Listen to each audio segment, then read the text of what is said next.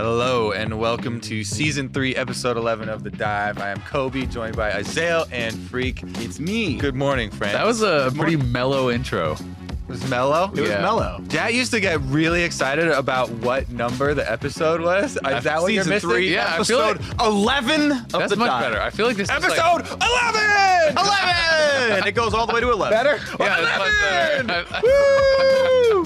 I feel like this was like a fireside reading Also, someone version of the dive. my seat, so it moved back now. I probably did that. I think that's the chair that I All right, well, we're going to talk about playoffs. We're going to be talking about semifinals, looking forward more than looking back. But before we get into the playoffs, I want to get some of your guys' reactions. Obviously, All-Pro, MVP, MVP hasn't come out yet. But All-Pro did come out. The first three teams, what stood out? Hanser got robbed. Otherwise, it all felt pretty normal. Yeah, I mean, we talked about it a lot on Pretty the much all last votes. episode of how we were expecting most of the awards to go to the top three teams. Yeah. Hanser and Santorin were notable exceptions. I also threw a couple mid laners in there. Mhm. I think that mid lane was a little bit closer than kind of people give it credit for, where we were so used to it always being Bjergsen, Jensen, and the third or whatever, whoever the third person is. But I think that that's one of the maybe biggest changes to me is that there have been a lot more super strong mid laners. I thought Froggen was very good. Crown was very good. Even Phoenix was very good. So even though the awards turned out this way, I felt like they could have been, some more movement than usual. Yeah. And I mean, like, there's even more names. I think Power of Evil was good, but was on a fairly weak team. And like, there's just a lot of really good mid laners in this split. And yeah, you can only pick three. And I think the three that were picked were fine. Like, they were still very good players and deserving to be up there because they were able to keep up with a very strong team and have a very good record at the end of the season. Yeah, the top lane stuff was interesting because I think like I had heard that Hanser was actually really close to Broken Blade, who did get the third, but that just felt like that was a bit of autopilot to me from voters or maybe even just recency bias because Broken Blade I think was like a big part of a lot of TSM's losses towards the start of the split. And I did think that Hanser had a really strong split. I actually thought that, you could even argue for like Someday and some of those sort of Viper, guys. Like even, I think there was actually like a number of top laners who for the whole season did outperform Broken Blade. I wouldn't put Viper up there like over the other people, but I see the point. That's fair. I mean, I think Broken Blade though, like did have some really high highs and I think that they were towards the end of the season. And I think that's, what people kind of I thought Broken Blade was actually really good. He was. I wasn't surprised that he was on there at all. Maybe surprised more people didn't take Impact down a little bit. I was kind of expecting Impact maybe to be third or something like that. Yeah, I think I had Impact around third or maybe not on it. I forget exactly. Yeah, I think I didn't have Impact or Broken Blade in my top three. I'm pretty sure I did Licorice, Hanser Someday. Yeah, I think it's reasonable. Yeah. And I mean, there was a lot of top laners. I think that like. The thing with top lane that was interesting to me was it felt like only Licorice was kind of like beyond reproach. It's like, of course, Licorice was going to be in there, and then anyone else. I think there was major distractions from them, right? Like Impact got second, but he had some horrible quick carry games. I think where his team kind of bailed him out at times. I think Broken Blade had a lot of mistakes at times throughout the season. Hanser certainly Golden Guardians wasn't doing that well for a long time, and he was not necessarily playing super well with the team. I know that was one of the big criticisms of him. Yeah. He was, even if he was doing well individually, it wasn't working well with the team. Right. And I think that's the big criticism of Someday also, even though he had these huge leads. It's like, well, if you had those huge leads, then you should have won. So everyone kind of had their knocks, I guess. Yeah. And then it's also super hard to speculate on like how well these guys are working with the rest of the team. Yeah, sure. Because laning phase is like our go-to. Laning phase is the measure. 1v1. Yeah, because it's a solo lane. Right. Like, okay, I can see you just beat the other guy. I'd say team fighting and stuff too, right? Because otherwise Impact I don't think would be up there at all, right? Yeah. And Impact does work really well with his team, at least from what we can see. But to your point, we don't know who's calling what. We don't know like what. High's calling all. I think one of the biggest things is specifically like for Someday, right? Because everyone's like, oh my God, he's such a good laner. But then there are so many problems with 100 Thieves of how they're working as a team. Like that's one of the things I think that a lot of the question marks are left to, and they're just like, okay, well, like that's just too much. We can't put him up there. My read was definitely that he individually was still worthy of it, but the team was like so falling apart that no one was going to be winning on that team in the top lane is how it looked to me. But we're not going to know for sure. Either way, the rest of it pretty much to expectation. You guys can check out the votes if you haven't already. It should be on LOL Esports. All right, next major update here. 100 Thieves parting ways with Huhi, talking about the mid lane. Maybe surprising to some. I think not surprising that it happened at all, like that it did happen, but maybe surprising how quickly it happened and kind of is leaving people with the question of, all right, well, is it just going to be Saligo? Are they looking for other people? Do they have their eyes on some import? What I wasn't surprised in any way. No? The speed, the timing, Makes anything. Makes sense. They're out of playoffs. Like, this is clearly the worst split you've ever had as a team. Sample size of 3, but like they got 2nd, then 4th, and then 10th, right? Like this is a far drop from what's normal for them. Yes, make quick changes. It's interesting because if you look at that entire roster, kind of the coach, all of them outside of Anda have had very good success. Most of them have won a split. Someday, I don't know if he's ever won anything, but like he's obviously very, very good. Probably's made top 4 at Worlds. Like every one of these players has done something great. And is maybe their best performing player right now. But Huhi was the worst this split. So it's like, okay, you're going to drop him. You're going to find someone else who works out. Like clearly things have to change in some way. The one thing that did surprise me though is I thought Huhi was actually going to be a good part of that experiment because you got 2 players coming over from Korea. Somebody's been here for a little while, but like I think he's still not super acclimated. And so having like just another Korean speaker to help the foreigners feel comfortable around, like in America where you don't have a lot of people around you that understand your culture, I thought that was going to be a good thing. Apparently they don't need that anymore. So I mean, by all accounts, Huhi was an amazing teammate. Yes, exactly. All of the teammates on an academy as well as the main team coming out and saying that he does, help so much with this, teach them so much about the game, such good practice partner and all that. So I think it's not that wasn't true, right? And they don't need that anymore. It's just that that's they not need a mid laner. Exactly. I think that it's just that they want, on stage performances, and that's not what he was going to give to them. I don't think it takes away from who he's still providing all of those things, right? Sure. Yeah. I think the thing that made it a little bit surprising to me was that we already saw what the other option is, unless they have someone else that they're going to bring in. And yeah, I think Saligo did fine in lane, and he certainly wasn't like, oh wow, you're not getting blasted or anything, right? But like the team looked just as bad with him. They looked just as out of sorts with him. Yep. And maybe the assumption is, okay, well, you give him enough time and things then change. And I was expecting some sort of change because I just think when you have something happen this disastrous, as you guys said, it's like 2nd, 4th, they were into Worlds, now 10th, after you improved your team.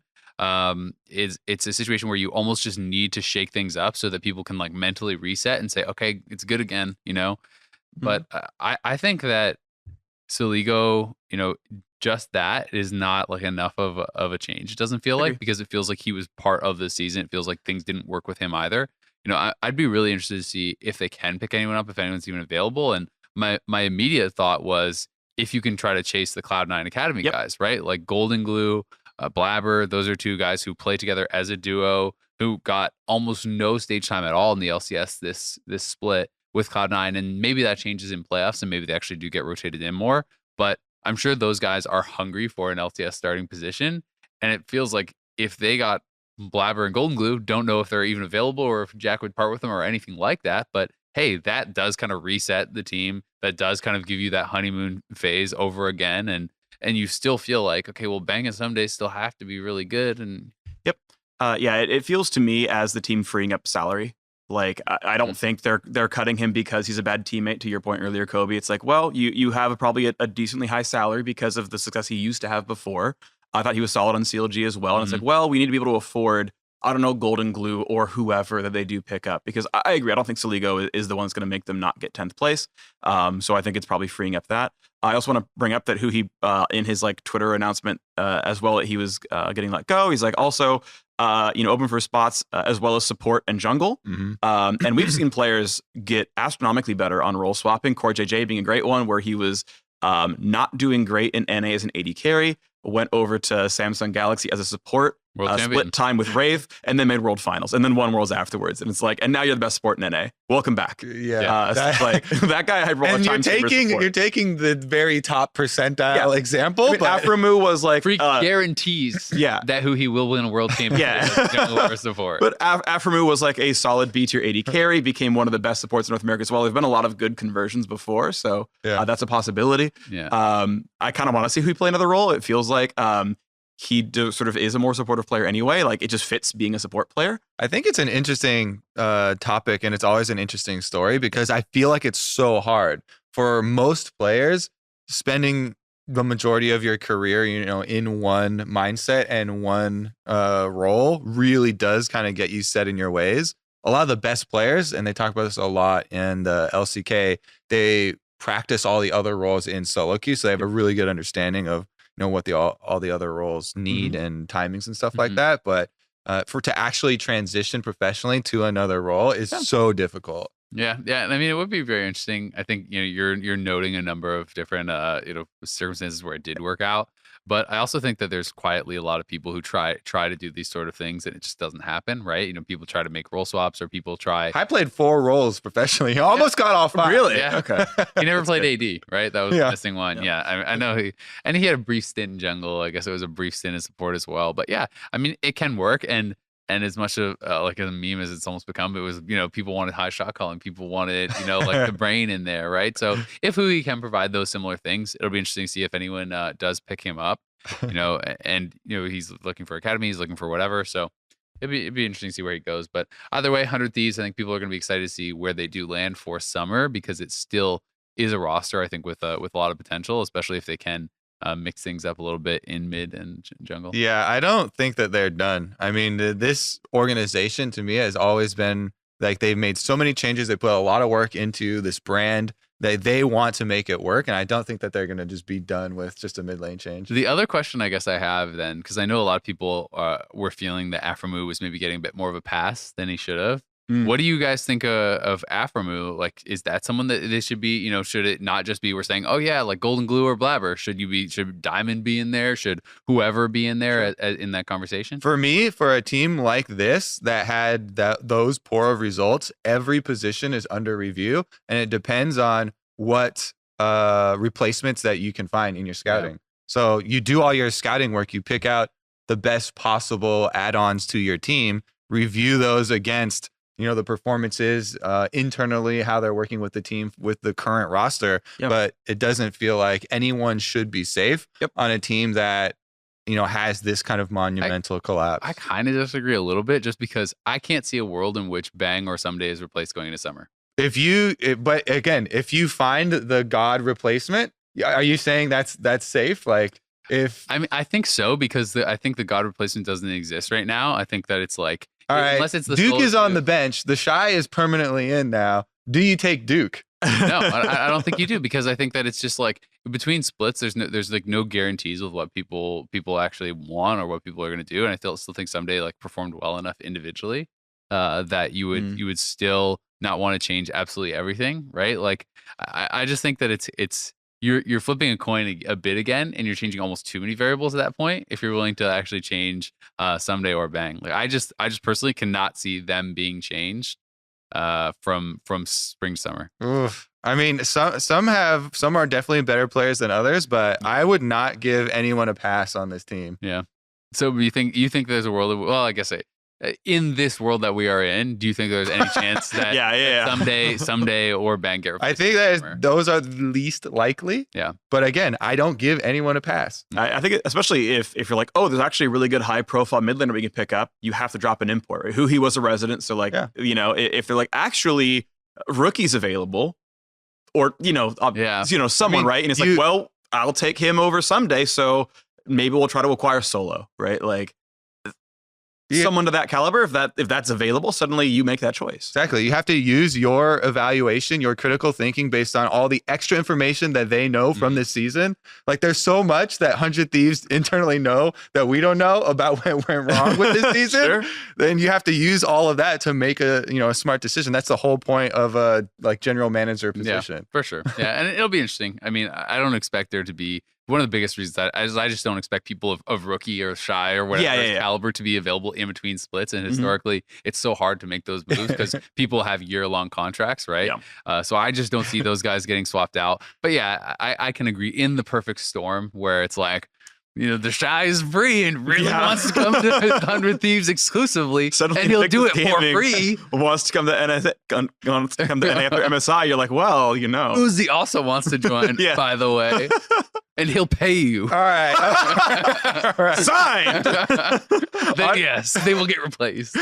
Speaking of the Shy and Duke and Invictus Gaming, how did you feel about their skins that came out? Because I personally really enjoyed them. Mhm. They seem like, Korean style MMO. Everybody. Oh, right. Like it's Guns the Duel. It feels like this kind of like epic family. And they're all, because they're all so well coordinated and kind of high class, I guess. Who's the mom and the dad then?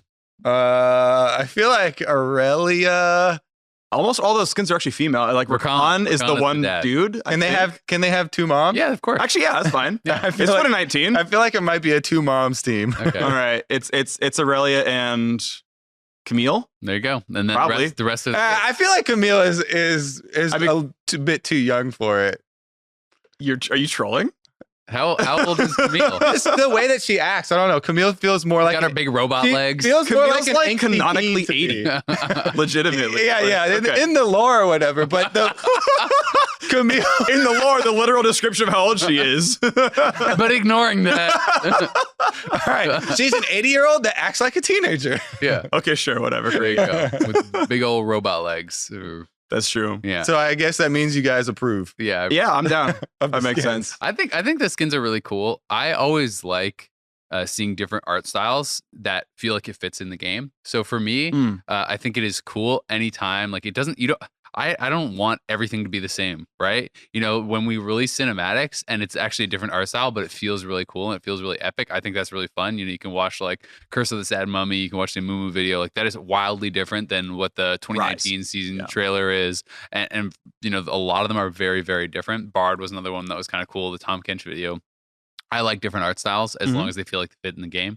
This totally felt like it fit in the game. And I know I only saw like really quick clips. It's like one ability of the different characters, but LeBlanc was looking super sick. And I'm not a LeBlanc player at all, but I thought the LeBlanc clone and dash and stuff looked the feather sweet. Cloak. I like the little feather accents on all of them too. It adds a little bit of extra style and darkness to them. I've decided, by the way, it's Fiora and Aurelia. Okay. You're taking Fiora over Camille. Okay. That's fair. That's fine. There you go. Approved. Never more responsibilities. Stamp of approval. All right. Sure. Before we get into our stuff, playoffs kicked off. A lot of international playoffs are kicking off.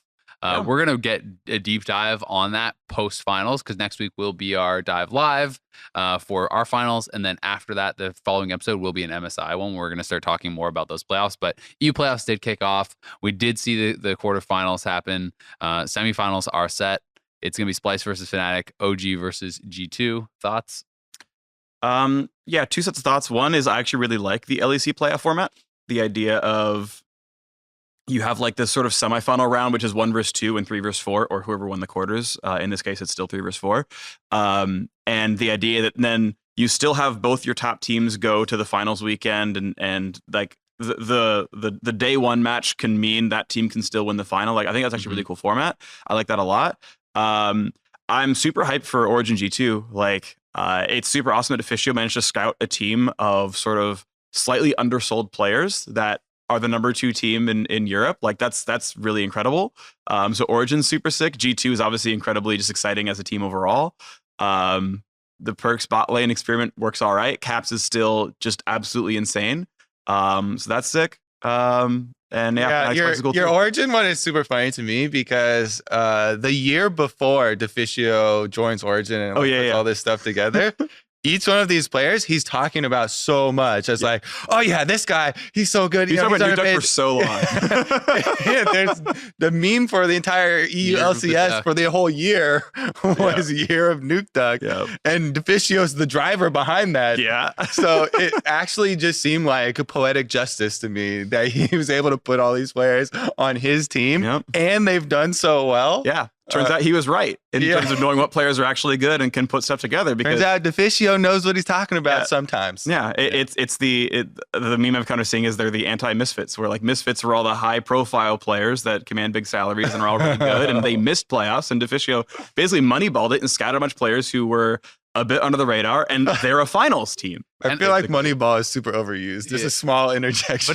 Fair. It's a good term. I like it. Yeah. But either way, I think it is really cool because it also does reinforce again that it is such a team game, and it's about not only the individual pieces but how well they work together, and that is more important now, I feel like, than ever, especially when you're talking about imports and language barriers sometimes, and various issues with communication, how important it is in League. And Misfits, I think, is kind of somewhat synonymous with like the 100 Thieves story, right? Well, like Misfits didn't do as poorly, but where it's like they brought in the big name signings, everyone's really focused on Gorilla and Bang and these sorts of things, and it didn't work out at all, right? And then you have like your FlyQuest and your Origin and whatever, that it's like, well, these teams actually just work really well together. Yeah. And I think that obviously is an important part of the puzzle. Mithy did not perform well at all in North America, but yet he's back in an environment where he seems happier in Europe. He's doing better on that team. Yep. So it feels like maybe it's the change of environment. Maybe it's how the players work with him or how he works with them. But it's kind of cool to see he's having success again in Europe. And the quarterfinals were also pretty interesting. I thought the Fnatic Vitality series was a bit of a snoozer just because Fnatic was... It was a stomper. So much better. Just because they were... Exactly. It didn't seem like it was close at really like any point. I know there was like one game where like at one point conceivably Vitality could have done something, but like watching through that series, it's like, well, Fnatic's way better than Vitality. They're slamming them. Fnatic has been on a tear going into playoffs. There's like a lot of the parallels, right? They're like our TSM or whatever. Yeah, I was gonna say TSM Fox is also 3 versus 6, and that also wasn't very close. Yeah, but this was even more of a stomp. This was the 3-0, and it didn't feel close really at all. Like Fnatic looks terrifying, and I think the Splice SK series was really competitive, and that was a pretty exciting one, and everyone memes the IE Rek'Sai, but it feels like it's so hard to not watch these two series and feel like, ooh, Fnatic are heavy favorites. Yeah, it kind of was encapsulated at the end of the series when they go for a 2v2 mid, and the Kale on Fnatic's side, that's like level 5 or something, gets a double kill off of this 2v2. Okay, so Rek'Sai got actually kill credit, but they win 2v2, kill mid, and you're like, okay, Nemesis is this game is actually over. He gets to go AD Kale scaling super fed early on. It's just like they got demolished. Broxah was amazing. Broxah was so good. In that one, he was on Rek'Sai, but previously he had been on the Karthus for them, like securing Karthus game was good. Late games like for most of these team comps, but a couple games in a row. Fnatic definitely looks super good coming out of that. And I do love the European playoff format. I actually hope that we steal it, just straight up. Yep. I hope that we incorporate like their mid laners. We can take the format too. I hope that we use it for summer because we get great matchups heading into the playoffs here. You guys are talking so much about OG, but I don't think that they're going to beat G2, in the like battle of the number 1, number 2 that we get to see in the first week. Fnatic, I do think. But then you're going to get Origin, Fnatic, and G2 as your finals weekend, top 3, right? Which is super exciting. Those are the 3 orgs that the fans generally want to see. Yeah. I do think Fnatic has a very good shot, though, of winning theirs. Sure, they do. I mean, they made the same run that TSM did, which is like they're the best team in the second half of the split, and they plowed their quarterfinal opponents, and they're ready to keep going. Yeah, I mean, Broxah really was so impressive, though. In the Kale game, I felt like it was way more about Broxah than it was about the Kale, and Yeah, but you have a Kale that's also getting fed off of Broxah doing so well. Yeah, and that's what I'm talking about is the feeling that it encapsulates. Is if you're in a game and you're like, we're losing early around this Kale, then you're losing the game. Yeah, for sure. And I mean, it was the game was capped off by the pentakill, where he's like, he's walking into their fountain, basically, just like spawn killing them essentially at this point in their base. So pretty one-sided. Splice versus SK was, I think, a lot closer and was a pretty exciting series. That one did go 4 games, if I recall correctly. Yeah, because the game 4 Rek'Sai troll. Yeah. Well, I mean, it's interesting. Like, so what is your actual opinion on it? IE is never correct. You can build a Duskblade. Yeah. Like, just straight up, like, there's never a reason to buy that item if you're not going to also then buy a Phantom Dancer and you don't have the money or the ability to like buy those kinds of items and play Rek'Sai in a competitive game. Yeah, that's the key part, like a competitive game. It's like, you're going to have to fight for Baron and you're going to get one shot by Vayne when you try to go for the steal. Like, no. Some people brought up like, oh, but what if when he caught Vayne in mid, then he had gotten a crit in one of those auto attacks? Like, what if he bought Duskblade and killed her anyway, one auto sooner, not needing the crit? Oh, look, a better item. Yeah. I do think that Selfmade is an amazing jungler. He's very though. good. He's been so incredibly good. Mhm. And he's by far been the best person on his team. So like you get that mentality where you're like, I'm gonna carry this. And he's like, you're like, repeatedly well, tell your XI, I'd be all right with it. and he was like, I am definitely going to get with the Phantom Dance or whatever sector. Like, I'm gonna get all this. Yeah, I know, like how like watching the series, you know, the e-casters and analysts were very much talking, like they felt like Selfmade basically has to carry, right? You know, and like he's got to carry these guys Really hard if they're gonna win. And then play Karthus, right? Yeah, like play something like or Kindred or whatever, something that can actually take over team fights. It's tough. It's tough though, right? Because you can say if you're on the worst team, I actually don't think playing Karthus is the right choice because I feel like all your lanes have lost, and then you're getting invaded by their mid laner and their Rek'Sai, and it's like okay. So I get wanting to play ganking junglers. If you're on a worse team, I feel like you actually have to be more proactive. If you're the superstar jungler, you have to turn around lanes. You have to get leads that then get your Jinx 4-0 and then skill hope. discrepancies and stuff, right? So I totally respect that way of playing it. Because if you go full on scaling as the star, often by the time you can do something, the game is already pretty doomed. So I think it is a tough situation, but you know, Crownshot I thought played a pretty good series. I do think, you know, there has been a tremendous amount of hype around Kaveh, and I think he played quite well also. He was the your namesake. That's my boy. He was, you know, the LEC first team AD. So I know that they had a lot of hype around him going into that series, and the fact that he is finally getting some of this recognition. So it'll be interesting. I mean, I think as far as like building a name for yourself, Kaveh is going to be going up against Reckless, right? He's seriously by far the most popular AD in Europe. Mm-hmm. If you can win that series, that is something that can kind of like springboard you to stardom. So I'm excited for it. I'm excited. I definitely feel like Fnatic are favored in that, and it's going to be super hard for Spice, but it should be fun to watch. 9.7 is coming out, and I'm pretty excited for it. There's actually a lot of changes, starting off with cutting down these ridiculous top laners, Kayle and Urgot right off the bat. They're both insane right now. Jungler. Yeah, Urgot's mostly a jungler. Urgot is not mostly a jungler. As far as pro play, he is. Urgot is a jungler. Okay. But he's not mostly a jungler. As far as pro play, he is only a jungler. As far as pro play, he's only a jungler. I'm with Freak. Nerf the jungler. As far as solo queue, he's a broken top laner. Yes. Yeah. And this patch is going out to solo queue. I know. But it's also the MSI patch. So that's part of it. But anyways, it's a broken champion right now. Again, after having one patch off. We got one patch on vacation from Urgot duty. Yeah. Then he went right back up there. He's got 2 picks across the entire patch so far. Like no one's really him down again. But I also think Kayle really deserves some nerfs, and I'm happy to see a lot of these ones coming through because she's definitely, even though we didn't see her take over pro play, Freak. She really didn't. I do think more than Urgot though. It was a problem waiting to I mean, pop up. It's interesting because 9.6, I definitely think she's OP. Like I played a fair bit of her, you know, like at like reasonably high elo. And I do think that like the more I play it, the more I feel like you can actually survive most lanes, or at least get through most lanes with an acceptable deficit if you play it well, no matter how abusive it is. Like I was playing Flexi last night. I played against a Grandmaster solo queue Jace player, and it's like, well, he didn't actually put me behind enough that it mattered, right? So yeah, I was a little bit behind him, but you get to a certain point where it's like, if you can just survive that lane, which is one of the most abusive lanes from a guy that's higher elo than me, then, well, you're pretty damn insane, right? And you get to that team fight stage, you get to the later stages, you can be really, really strong. I do think that still it's such a polarizing champion that even though I do believe it's the strongest solo queue champion right now, in pro, it not only changes how the top laner has to play massively, it changes how the whole team has to play, right? So much of the game really does have to become about the Kayle, I think. So I think a lot of teams are nervous to actually opt into that playstyle. And it's a playstyle I think that takes some time to learn, similar to, you know, like, you know, Fiora or whatever. So, you know, maybe we'll see it. I think that teams should be playing it.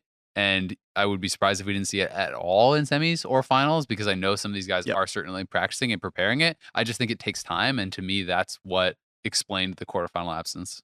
Right now, she's 25% presence in pro, a couple of LCK picks very recently, right before playoffs. Yeah. One of the LMS. We obviously saw the LEC playoff game with Nemesis. So, yeah, 9-6 Kale is around 9-7 Kale is probably not getting played. Yeah. Also, interestingly, the very recent pro games of Kale are all Trinity Force Kale. Like that switched over. The first couple weeks of Kale, it was like all AP. We're seeing it in NA Academy. The last 3 Asian games, it's all Triforce start, play as a top laner, and you win early trades because you just use Sheen E on people. Yeah, I wouldn't say you win trades. But Well, you are allowed to. You can lane like a real champion. I yeah, guess I a would little say, bit. right? Like that you're a bridges that cannon gap. instead of a melee minion. Yeah, Yeah. which I've seen ganks before. Those champs get killed by cannon those minions. cannons do damage. Possibly more impacting changes though. Yeah. Cho'Gath, who's already getting played, 2 seconds off the rupture cooldown Pretty big. is very big to me because people are already opting into this as one of the premier tanks, and that is a giant buff to Giant? CC uptime. Yeah, 2 seconds off of rupture to me is so big. I think it's pretty big. Yeah. I don't know. I think 2 seconds to that giant is exaggerated because I see this as like a 1% win rate change, like something like that. I actually feel like don't think that's big. I don't think it's super big because I think that Cho'Gath Q is pretty easy to avoid. I think that in general, it's a nudge, but it's like I actually don't think that should make you play him if you weren't playing him before. But they're already playing him. Then he's just slightly better. Like, I think he that's shows up huge. as a result. Personally, I agree. That's not like a huge change, but it's the kind of thing you look at it like just to Kobe's point. You're like, 7 seconds. Mhm. We should play some Cho'Gath now. And you're like, wait, Cho'Gath is good. Yeah, Guess we're playing Cho'Gath, right? It's like that kind of thing. but I think it's probably like 1% win. Sure, but it's the kind of change that will turn heads, and that's Yeah, actually what really matters. I feel is like perception. 1% is big. That's a reasonable. Yeah, it's a reasonable off. I think there's bigger 1% is but- usually the smallest win rate increase that they aim for. Yeah, it's Okay. true. Yeah, they won't aim for less than 1%. So it's about as minor as a buff as they do. It doesn't always mean that the buffs are on target, right? But I Like like, Urgot but to your point, I think you, like 5, 6. I think you Sorry. make a Yep. good point where it's like it's one that turned heads and it's one that it's CC, and so if Kobe has that reaction, probably a lot of people are gonna have that reaction, Mhm. and that might mean it gets played way more, even if it isn't a significant win rate change. Because sometimes I really do think the buffs aren't even really changing much of the power. It's just making people think about the champion, and then it turns out it was already good, right? It was like the Rek'Sai changes. When Conquer came out, everyone's like, "Oh my god, it's so OP," and it went up some win rate, but it was actually off of a bug. It was an R And bug. then they fixed the bug, and the win rate was like the same as it was before. But everyone was like, "Yep, Rek'Sai's OP." And then they nerfed Conqueror back down, so like it wasn't even like it's their best Keystone anymore. And it's like, nope, Rek'Sai is number 1 jungler. Yeah, and it just goes to show that sometimes these champions fall out, and it just takes a kick, to actually get it back into pro play. I do think the Mundo changes are also pretty interesting because Mundo has been getting a number of buffs. These are kind of, they're not as extreme. Maybe I'd have to actually go back and check what the nerfs were. But when Mundo was kind of OP a while ago, they nerfed his E, and I don't know exactly what the kind of movement was there, but the E bonus attack damage has gone up a fair bit. They also buffed cleaver damage on, so it's like specifically, especially against higher HP targets, because it's percent current health. Yeah. So if something like a Cho'Gath is in there, cleaver's going to do a lot of damage to him.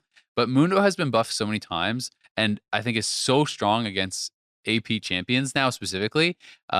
Especially after the most recent E buffs that increase the scaling of MR, like percentage MR increase that you get on it, that I think for sure people should be playing it into specific comps, right? Like I see quite a few times where it's like people have like Ryze top, Lissandra mid, and Sejuani jungle and things like this, where it's all magic damage essentially on top side of the map.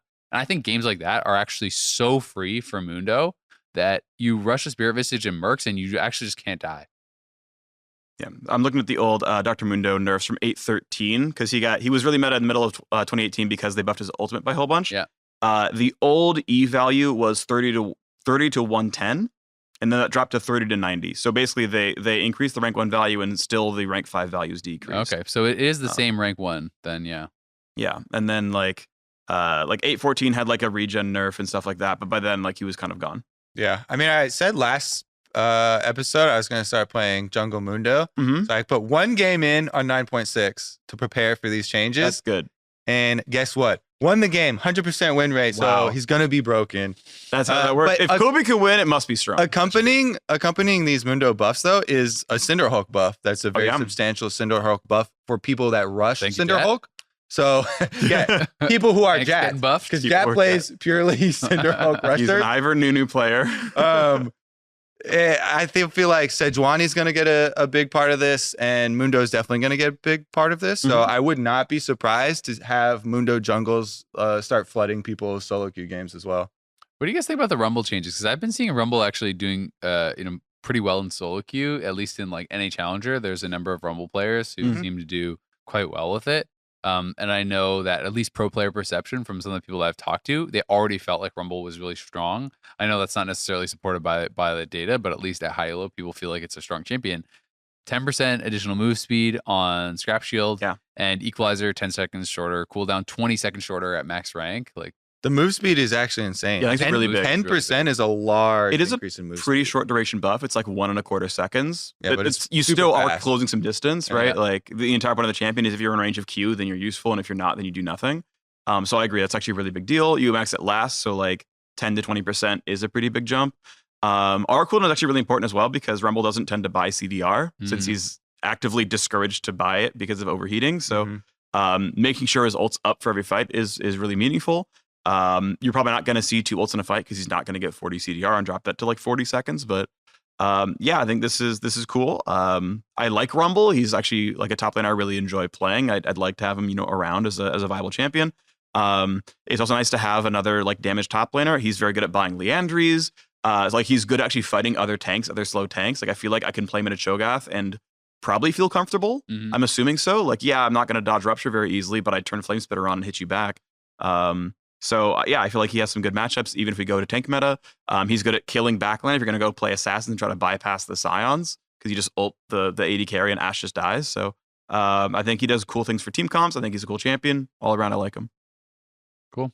I feel like one of these biggest changes is actually all these warding changes to the rune. Oh, yeah. I mean, reading of them a little bit more, the zombie ward to me is just stronger. I was already using zombie ward mostly, and a lot of or not a lot, but some pro players were also using zombie ward. I feel like the Ghost Portal one might be a bit worse because Ghost Portal, it now only spawns if your ward times out. You can only put a Ghost Portal down in the brush. And I feel like, and especially in pro play, a lot of them get cleared out actively. So I feel like zombie ward is going to be better for pro play because you are actively clearing their wards. They're actively clearing yours. So it's interesting and getting value that way. A lot of the stat sites, so Games of Legends, for example, actually tracks percentage of wards cleared on a team by team basis. You can literally actually look up what percentage of wards get cleared versus timed out across really pro. Cool.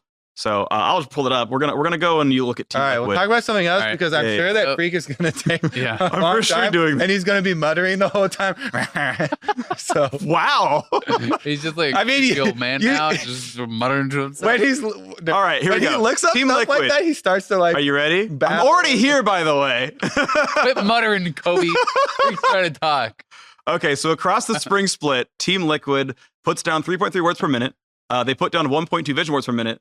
They clear 1.4 words per minute, which means a 44.8% wards cleared. That's pretty cool. A pro team only clears half of the wards. All right, I've got some data here from solo queue for you. Okay, 0. It says 1% of wards are cleared. So I feel like my points are proven. Boom. Yep. Yeah. Now I'm just thinking about all my jungle games where they're like, no wards bot. I walk through the river, there's a ward there. They're backing off. I try to lane gank, they're backing off as soon as I step in the brush. Everything is warded. What are you talking about? Anyway, Dark Seal also, the Dark Seal changes I think are actually pretty big nerfs because this has been used so heavily as a get through lane style item and then sell it back.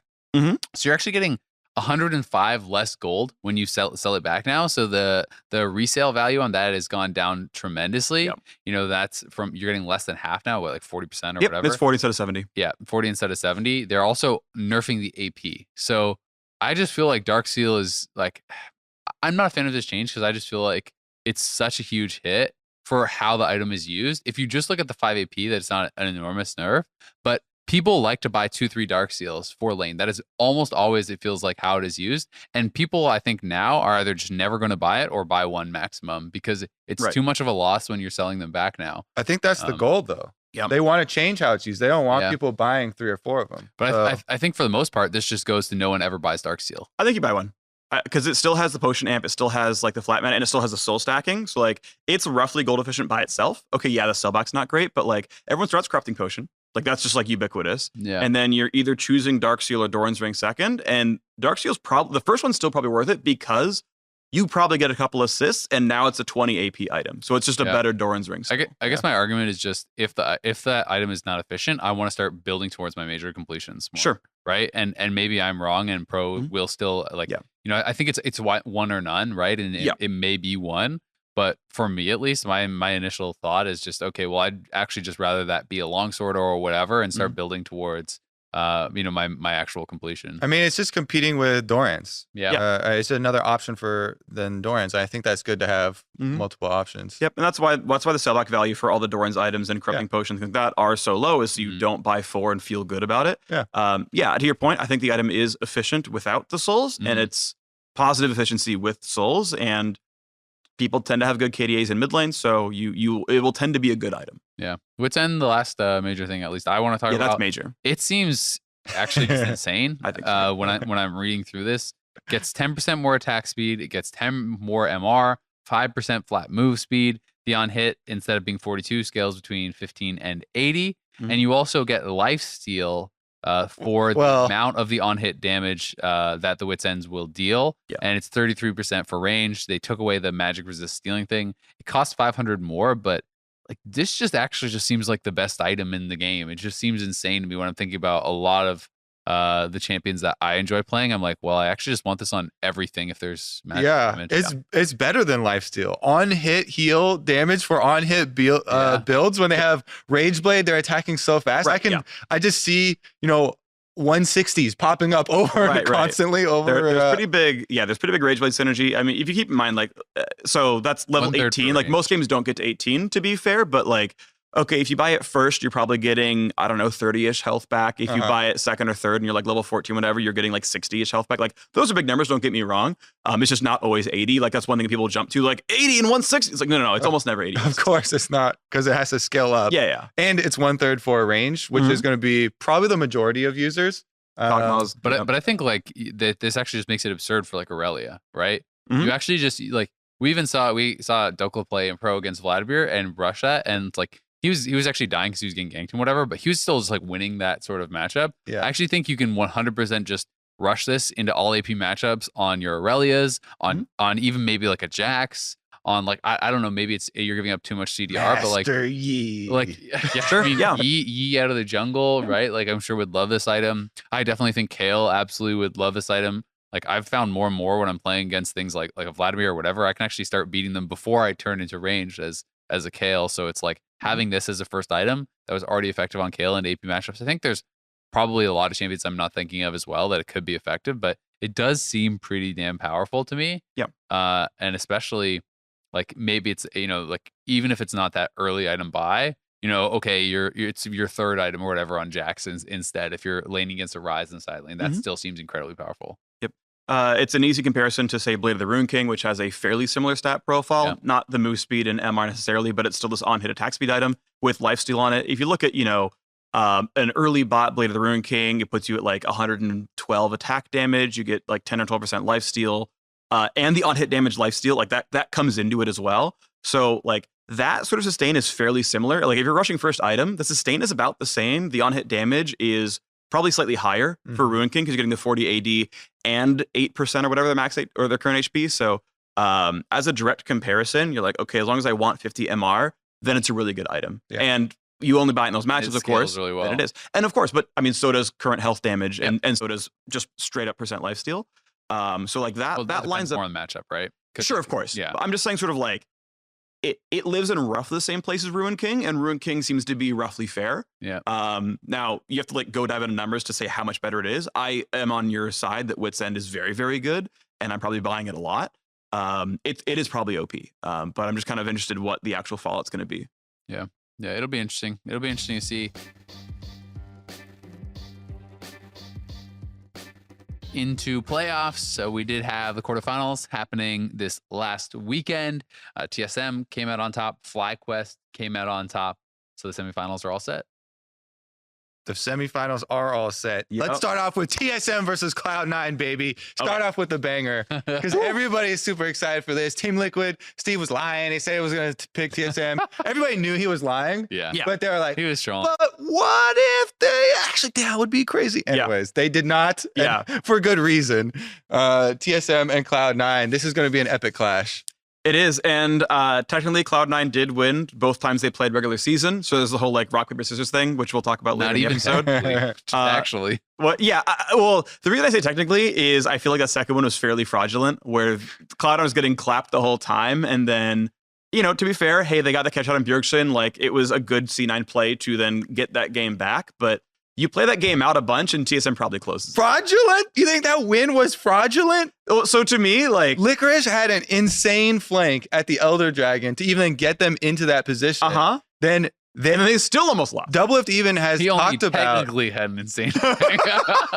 like that's to me that game epitomized the differences in Cloud9 and a team like Team Liquid, right? Where Doublelift in interviews afterwards like, oh yeah, Cloud9 take these risky plays, but a lot of that stuff could lose you the game or whatever. They take that risky play, they win the game versus TSM. Maybe one of the reasons why TSM 2-0 Team Liquid, yet Cloud9 still defeat them. I think calling it fraudulent is a little bit extreme. Is too harsh. Because it might not give enough credit to Licorice and Svenskeren, these guys that jumped on the opportunity. If we flame them for, Svenskeren going for tower dive and missing his flash to barely miss his first blood or whatever, which we got to flame him for. We got to give him credit. When they jump on the guy, they get a game-winning play. Yeah, you're right. Yeah, fraudulent is extreme. It's too harsh. I think Freak didn't necessarily mean that. He just likes the word. I But It's and word. got a small little peanut brain, word. so it's just that word is just that top. Yeah. But I think it is my word. I love fraudulent. It's a fantastic word, but I don't think it applies in this situation. So I agree in that. I think if you reset that game, if we saved that game state before Bjergsen got picked and you replay it, TSM has got to win that game 8 or 9 times out of 10, it feels like, right? But Cloud9, credit to them, they, there was that mistake from Bjergsen, and they did punish that, and they turned around the game, and they won. But you could even hear, I remember got to listen to some of the game comms that came out on mic check or whatever, and they're just like, what do we even do? Like, Sneaky's, how do we even win this game? I can't do anything. What are we, can't even get in range, right? He was playing Cassio, and this team that outranged him so badly with poke lethality Varus and all this, and they found their moment, they won that game, but it does still feel like, it's not like TSM got slammed 2-0, right? None of the games were close. It was Cloud9 won 2-0. They won both those games, but damn, TSM could have won both those games too, right? It was really close, and I think that does make it an extremely exciting semifinal. TSM, certainly was pretty dominant in the quarters against Echo Fox. I think they looked good there, and I think they have looked good all the way through, the later part of the split. I also think it did kind of answer some of the questions about, how nervous are they going to be? Acadian, it was his first ever playoff series. Broken Blade, he's new to NA. He's playing in playoffs on TSM where the players get tons of criticism and praise, right? So I think they answered some of those questions, and I'm super excited for this series. I do think, there's so many cool storylines too, because it's like Smoothie versus his old team, right? I feel like everyone just has forgotten about Smoothie this year because there's so many other big stories on TSM, but Smoothie doesn't really get talked about a lot. And then, Svenskeren also versus his old team, as always, he's been longer removed, but still, this is going to be so hype. Yeah. I mean, there was actually a big thing in the middle of the season where Jack came out supporting Smoothie and was talking about him on the TSM subreddit and stuff. So, that loyalty is definitely there, and there's mutual respect between these two teams. And even though a lot of people, yeah, of course, even though a lot of people have been rating TSM coming into playoffs the strongest team, crash course with first place, I think this is probably this might be the biggest challenge. Yeah, maybe so. Either way, it's just super hype. I have no idea how to call it. Even though it's definitely a very close series, it could still be a 3-0 just because sometimes you're playing better that day or you've got your opponent figured out. I could see any of the 6 possible score lines being legitimate. Yeah. I mean, and then we also have Svenskeren versus his old team from the other side. A lot of these top teams all have people moving around, and the histories are so long because a lot of the top players in the LCS have been top players for a while. So it feels like almost all the matches that we go into, you have to be like, all right, that guy was on that team. So there's this one. And then, oh, yeah, he was also on this team 3 years ago. And they have all these ties. They're all friends.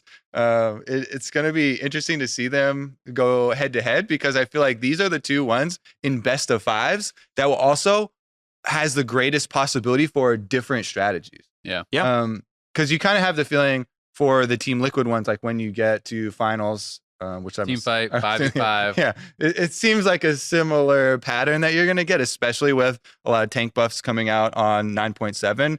Well, it won't be 9.7 until MSI. Oh, Yeah, exactly. But Shen did get some little buffs. There were some tank. Yeah, Okay. we They saw got some Shen top at They got some LCS. baby ones. Yeah, Nautilus, although I think he's more of a support. Yeah. Orange Shogath also got up, so yeah. Yeah. There's still stuff. It is going to be really interesting. One of the things that has been kind of fun for me is I've been asking people, all right, who do you think is the strongest team in LCS? Mhm. Most commonly, I've gotten TSM, and I say, who do you think has the best chance to do well internationally? Everyone says Cloud9. Yeah, So because they've proven it. because they've done it so many times. Yeah. So it's really funny because it's like people feel like TSM is maybe better right now, but they also feel like even though they're better, they're going to do worse at MSI. Yeah. So I feel like a lot of people are kind of like secretly, like, Let's hope Cloud9 makes it. If you want your region to do well, you got to cheer for Cloud9 because they're the only ones that don't shit the bed come international. But you know what's kind of great? Like, I'm going to forecast MSI real quick. Like, I don't think it matters which team goes. Like, NA and EU. I know what you're going to say. Don't say it, Freak. Don't curse us. We're both going to make it out of groups. Don't put that bad juju We're on me, both going to Freak. make it out of groups and then lose to Invictus and SKT in the semis anyway. Like, it just doesn't matter. We're going to have the same record as Europe. We're going to just go fight a Chinese team and slammed lose. Korea at Worlds, Freak. How dare you? I mean, everyone slammed Genji at Worlds last year. It doesn't really matter. I guess they also. I like the They got casual. their I like the groups. casual IG and SKT prediction. Yeah. Well, though. It's no big deal. Neither of them won the regular season. It's them though. Don't worry about it.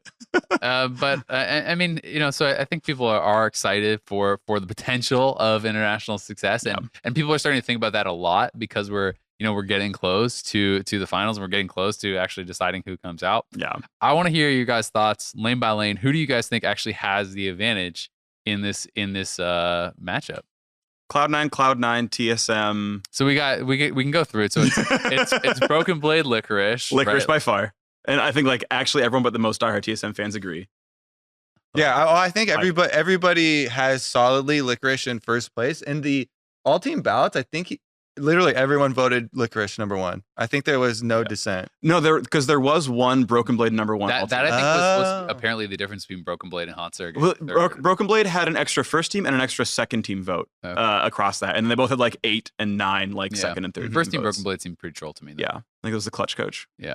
FYI, flame him. Yeah. All right, but so jungle, I'm agreed as well. I think it is Licorice favored. Yeah. I do think that Broken Blade at his best though can compete, which is why it should be interesting. I think it comes down to Broken Blade. My criticisms of him are more about less his peak level of play and more his consistency. Where Licorice just feels like not only does he have that same peak level of play, but he feels like he almost never is the reason that his team loses a game. And also outside of consistency is champion pool. I think like Broken Blade is always going to play carries. Like that is what he knows how to play right now. Like he's Licorice from Spring Split, whereas Licorice, like if you give him 5 games of Ornn, he'll play Ornn really well. And if you give him 5 games of Fiora, he'll also play Fiora really well. Whereas I think Broken Blade only does the latter. Yeah, I think there's definitely a lot of versatility there on Cloud9 side.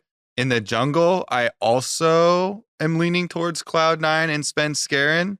I would pretty heavily. Because I would say that both Acadian and Svenskeren have had games where they messed up dives, and messing up dives, especially early as a jungler, is always something that people gravitate towards and is definitely an eye catcher. But Svenskeren, I think for a large portion of the season has had super dominating games for Cloud9 as well. Yeah. Acadian the only has guy that, out of the top 3 teams to not get put an all-pro as well. Yeah. Which has to feel a little bit bad. He got usurped by Santorin, who's on the other side of the bracket. Yeah. But yeah, I definitely think that Svenskeren has been a better performer. I did not think that he was really like that he would win MVP, but there's certainly in the community, I'd seen quite a bit of that as people putting him forth as a potential MVP candidate. I felt like on that team it should be Licorice over him if it was one from Cloud9. Yeah.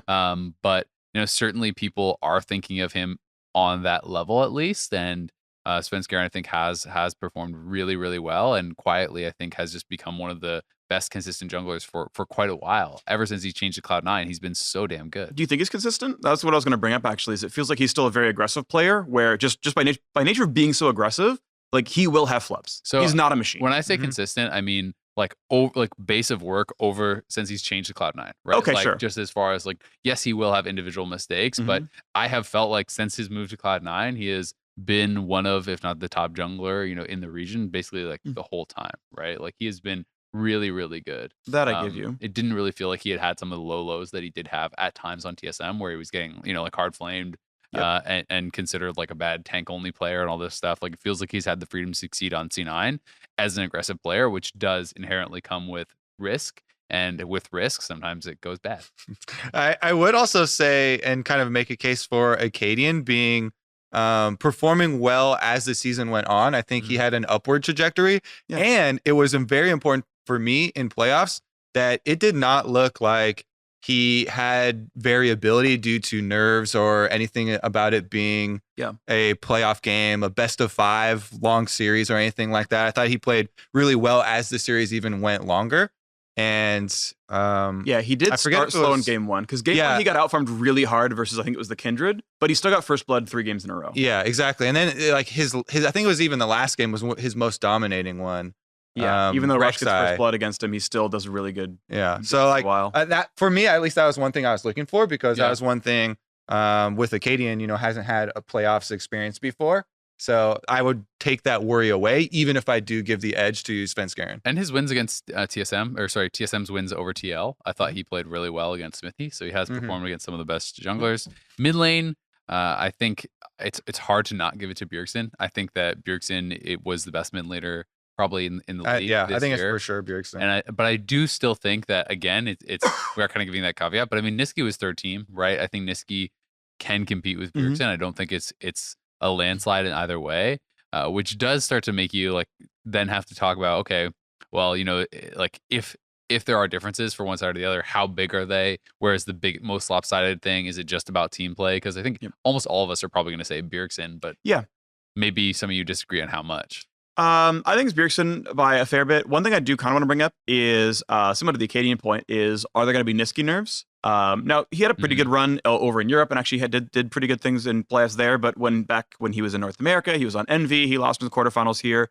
So this would be his first NA playoff win, which is maybe a kind of minor point. But I know when he first rejoined NA and he was up in the game opener against TL, he missed Zoe Qs on slept targets, right? Like, and he said in interview, like, that was nerves. It was one. but not plural. But okay, fair. But he said, I was against Jensen. I was against this guy that I replaced, and I was nervous about it. And now he's against like the all-time MVP leader, like all-time trophy leader in NA, and he's back on Cloud9. And that was expectations. Like, now it's like, okay, look, we had second place secured for a while, whatever. Now it's like, well, you got to win this. You want to win the split, and it's like, wait, we could win the split, and it's on me to do well against Bjergsen. Like, this could happen to him. Yeah, and as far as what these two mid laners look like, week like 7, I think Stats was looking into it, and the top 2 roaming mid laners were Nisqy and Bjergsen. Most of their kills were towards the bottom lane or up towards the top side. I think there was like 1 kill in mid lane. So both of them have been really playing to their teams and helping out the rest of the players, especially early on in the game. That was pre 15 minutes were most of those stats. So that's one of the things I think it's so exciting. And I do give the edge to Bjergsen, but a lot of it also hinges on champion select. And Nisqy has played a lot of different styles for Cloud9. So I think that's at least a benefit there, is that he fills in for what like team composition or strategy Reaper wants to go after in a best of 5, in any given game. And I think that they can adapt over the series. Yeah, it'll be interesting to see what kind of a role Bjergsen plays. I mean, he played Zoe 2 Lysandra games and a Zillion game in the quarterfinals. Lysandra certainly can be that roamer, right? And I think can be really, really strong in that regard. But generally, Lysandra is pretty dependent upon your team to do well also, because, you're the engage, but not really the follow-up, yourself. So it'll be interesting to see if he wants to play more of a kind of a backseat role or not. As you talk about the bot lane, because Sven has been really, really good. Sven and Smoothie, bot lane obviously for TSM, Zazel and Sneaky for Cloud9. I am in the camp, certainly, especially I think with recency bias, talking about like TSM's bot lane being stronger. I think that the fact that they've been showing such like dominant laning phases, and I think being able to play Kalista, I think actually is a pretty big advantage, because they have had a lot of success with that recently. And Sneaky's laning stats are definitely not very good. Yeah. I think Sneaky has been a really good marksman like in the team fight stage. And I think it's not just on Sneaky. Certainly from talking to also some of the pros, they actually think Zeyzal is basically amazing at everything except laning.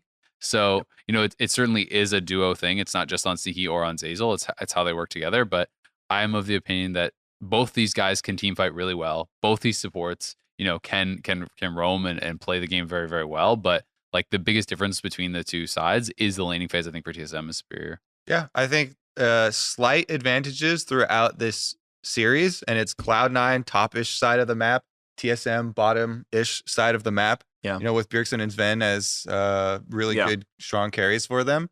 A lot of it, I think, is going to come down to team play, though. So, like these lane by lane, line by line comparisons do have slight differences. And I think a lot of people agree on where they are, but so much of it does come down to what strategy they're trying to play and the team play and coordination and pulling those off.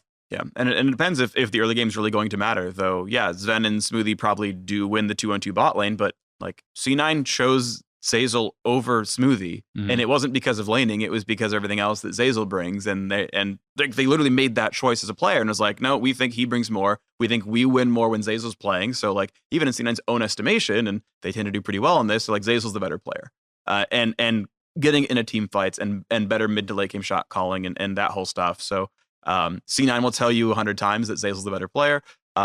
Sneaky out of lane is obviously very, very, very good.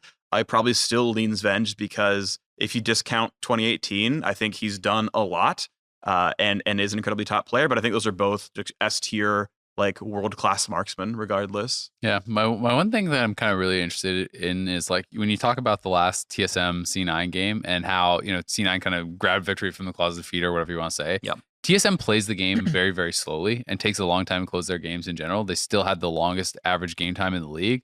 And when you do that and you're giving a team like Cloud9 opportunities to come back even in a losing game because they are ones who will make that risky, aggressive play to try to turn around a game.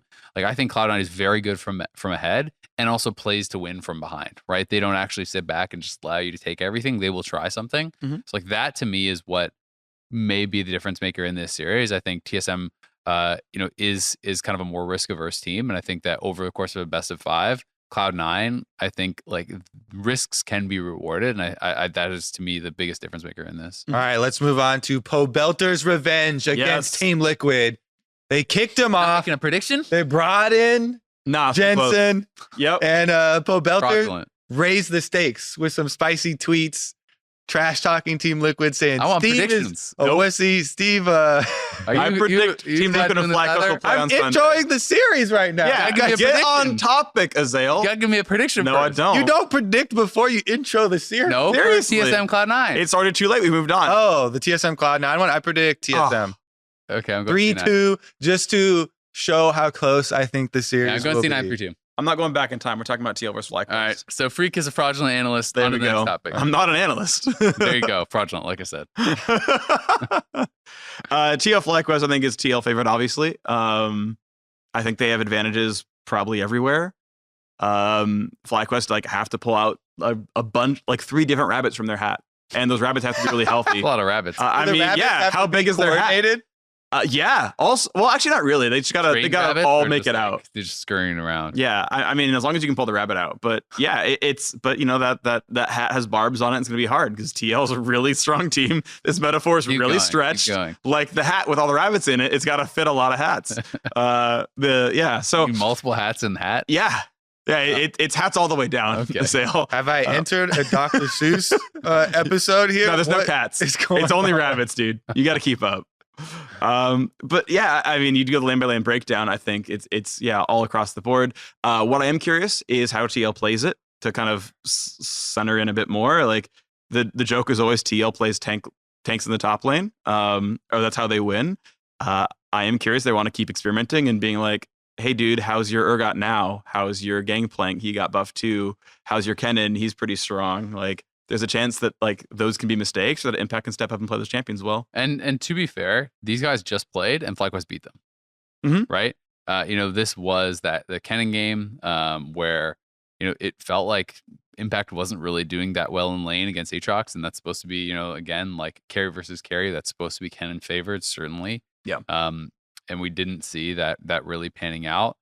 Santorin is maybe the one like more arguable if you're looking at like the performance over the entire season. I think a lot of people thought Santorin played really well. Smithy, I think, still was the number one jungler, but certainly the last couple games, TL is going into the playoffs on a 3-game losing streak, right? And they did not look particularly good in those 3 games. So I think that is what is building some hope for FlyQuest. But I think if you're looking at the season in its entirety, of course, this is the number one team up against, FlyQuest, who was 9-9. It's like 14-4 versus 9-9. Of course, it should be very TL favored. But you do wonder if a little bit, like nerves would be getting to them. I think if you want to talk about a player, Jensen, certainly, right? Like this is a guy who has still not won an NA title, has been in North America for a really long time, has almost always been considered second fiddle to Bjergsen, but still one of the best 2 mid laners in the league. Yeah. He moved to TL to win a title. They're going into playoffs on a 3-game losing streak. It's like, oh God, what if I don't win? What if I left C9, who just made World Semis, and you don't win? That is, to me, C9 goes like, see ya. Yeah. And you get beat by Poe Belter, the guy you replaced. Yeah. Like that is that is the storyline. And Poe Belter was great in the quarters. Yeah, he was. Yeah, player of the series, I'm pretty sure. Most of spring.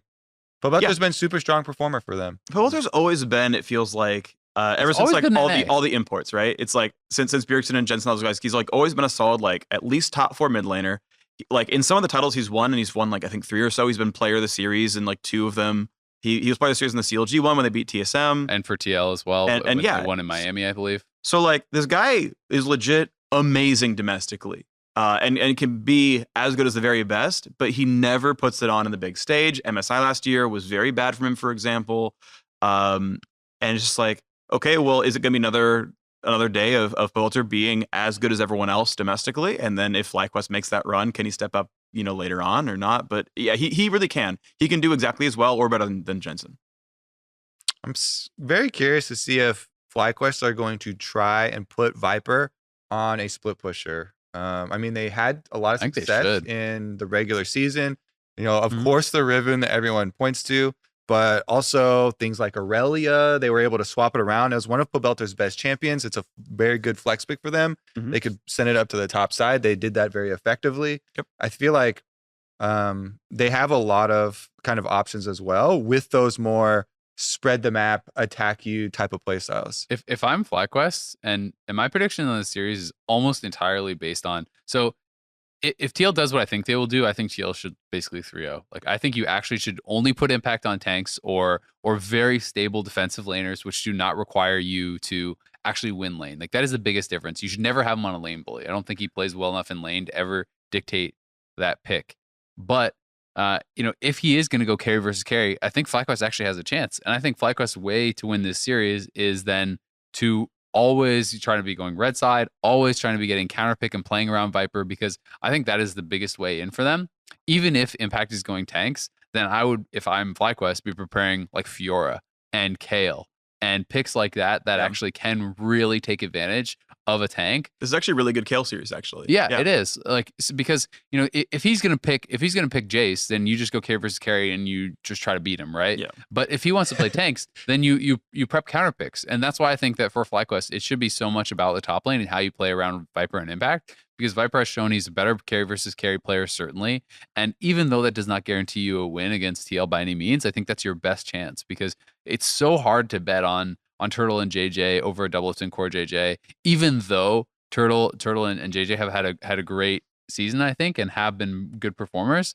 Over a best of 5, you just can't bet on them. You can't really bet on anyone, I think, except maybe Viper versus Impact if it's advantageous matchup. So to me, that really is where the focus has to be. And then it's also on TL for recognizing that and preparing, suitable picks for him to keep him safe, whether it's the Urgot, whether it's, Malphite into Jace and things like this, or whatever way he wants to go. Yeah, I'm super excited to see Santorin versus Xmithy again to determine early game as well. Yeah, Xmithy had definitely a few very rough games. Like it's I feel like the story of TL is like they are in general much better. but they've been inconsistent. How many of the last 3 losses were like, do you discount because they were locked first and they decided, you know what, we're going to play nerfed Urgot just to do it. We're going to put a Jace game and a Kennen game out there to get more reps and see if we can find it. Just to do it.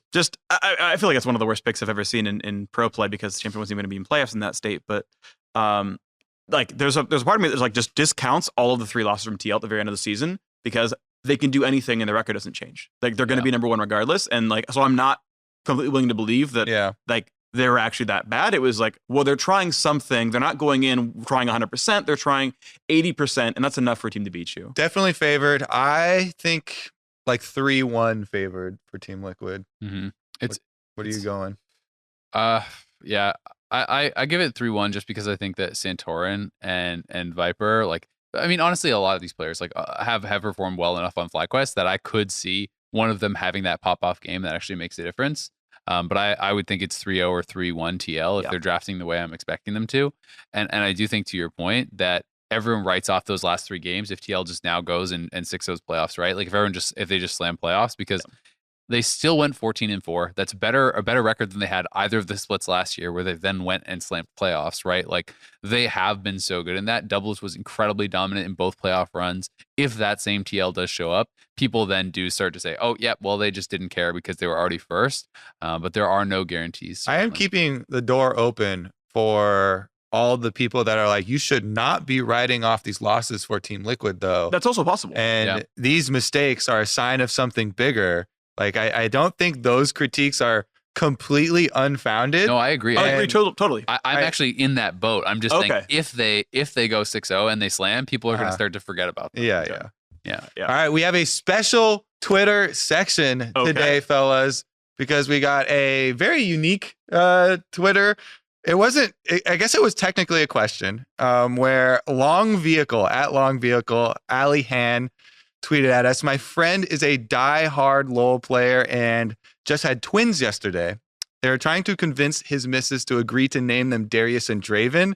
Can you throw something in to sweeten the deal? LoL Esports then responds with, yes, we'll have a segment on the dive. So here you go. You've got your segment. He actually tweeted at us following up with this, birth certificates.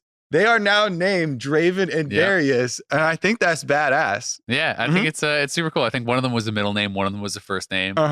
Pretty hype, but yeah, congratulations on the healthy twins. Congratulations. Darius is the first name. Darius and Draven. I'm looking here. They now are obligated to become League of Legends players. I think they have to play bot lane together because I think that's I think they just have to. I'm wondering if they. I guess they could be like. I'm wondering if they name the bigger baby Darius and the smaller Draven's one, pretty Draven. jacked too. That's true. Yeah, but Darius is bigger. Okay. I mean, he's wearing really heavy armor. It's hard to say for sure. Okay. We're looking forward to the cosplay coming from them. Yeah, that's in about 20 years or whatever. I mean, where's the Darius onesies? Where's the Draven onesies? We'll be in episode 3000 of the dive, and we'll maybe they'll come and visit us. Season 8, episode 12 of the dive. That was very loud. 12 is only in 5 years. Season 8's in 5 years. Yeah, exactly. There you go. Yeah. It'll be the spring split playoff. All right, well, congrats. Wish you guys a happy life. Pretty cool. All right, we got some more Twitter questions here. This one comes from Super Seda. He says, listening to Santorin interview with Travis, he mentioned that his team has no language barriers and then realized all the top 4 teams have mostly English primary speaking players except for Core JJ and Impact. Thoughts? 100 Thieves? Haha. That's what he says. This is part of the tweet. This is not me. Sure. Or her. I'm not sure if Seda is a man or a woman. Either way, but yeah, my read is always that I am cautious when there are non like fluent English speaking imports, like always, because it's always going to be a concern. And Impact, it feels like, has naturalized really well. I feel like that dude has solid English. He's communicates with the team very well. But I felt that even if players in general can speak English and you can talk to them and hold a conversation, you still have to do the mental like conversion in your head to get the calls out properly. That it just takes longer, and I think there's just an inbuilt ramp up time. That if you have never played League of Legends in English and now you're starting, it's going to take you some time to communicate back and forth, and that will slow things down. Like that is an unnegotiable downside. Now it can be worth it. The player can be great. They can be really good with the rest of the team. They can learn. They can get those communication skills up. But it's I think it will always be a slow start. So I will say though, both of those players, when you're talking about TL, Impact has been in NA for so long. Core JJ was in NA before, and his English is actually really, really good.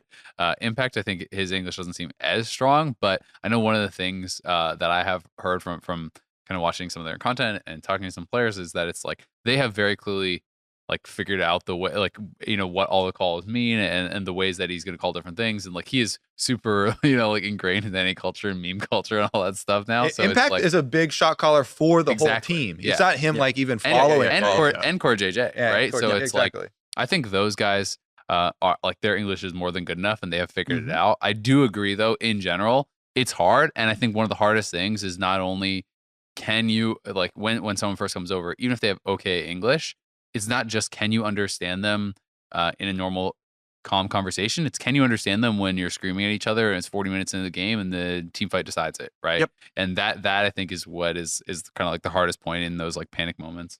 Yeah, communication is definitely one of the most difficult things about professional League of Legends in general, even if you speak completely the same language. Yep. I think it also has some effect on the team environment when you are practicing and coming up with ideas and trying to get everyone on the same page of how to play the game. Every little bit helps, and with something as difficult as that.